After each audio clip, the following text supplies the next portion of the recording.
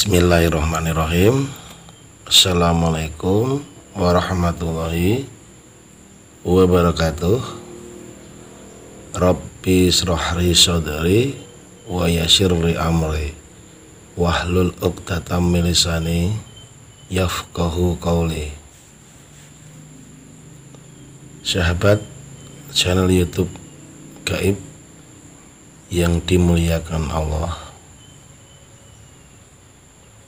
pada kesempatan ini saya akan menjawab permintaan dari sahabat-sahabat kita.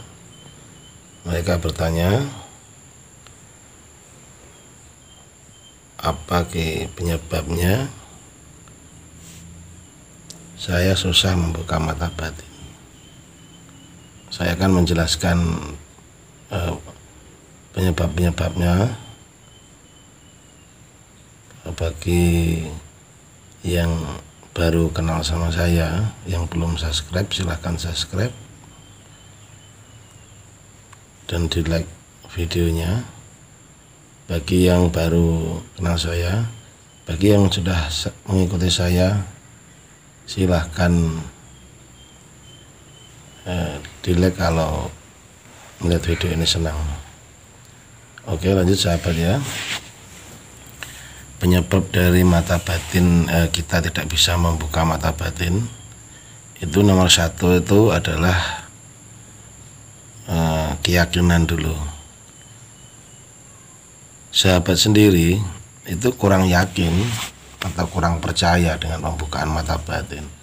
Nomor satu, sahabat itu yakin dan percaya bahwa membuka mata batin itu ada, dan sahabat bisa untuk membuka mata batin, bukan seperti coba-coba atau sebelumnya sudah meremehkan dulu,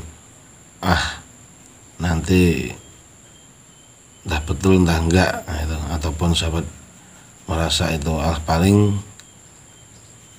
itu nanti melamun, itu sudah negatif thinking, itu jelas nanti susah untuk membuka mata batin. Oke, selanjutnya yang kedua itu fokus ya. Kefokusan sahabat itu kurang dalam memfokuskan kemauan, pikiran, dan memfokuskan niat itu. Dalam memfokuskan sesuatu itu sahabat kurang ya. Ingat itu, jangan sampai kefokusan itu kurang ya. Yang ketiga yaitu sahabat memiliki rasa takut walaupun sedikit. Misalnya nanti kalau gimana itu ya, sebetulnya tidak perlu takut, itu kan sama-sama makhluk Allah. Dan itu ada, kita melihat bukan dari mata kita tapi langsung masuk ke batin. Istilahnya membuka mata batin itu adalah membuka radar gaib batin kita. Apa yang tertangkap itu akan kelihatan di situ.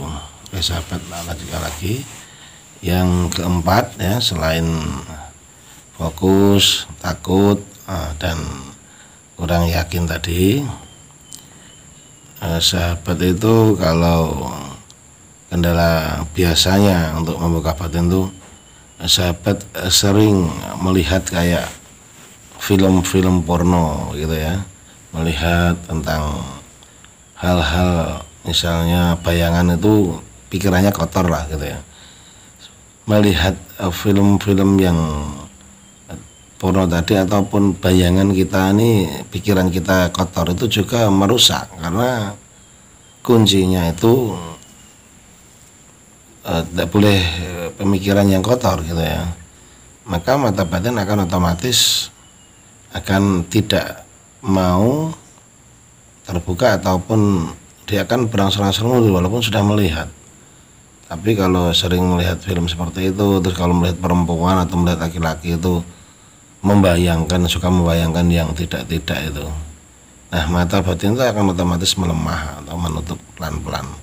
Biasanya tajam itu akan menutup, ataupun baru pertama kali memang susahnya minta ampun karena itu pikiran saja sering seperti itu. Nah, yang terakhir, yang kelima adalah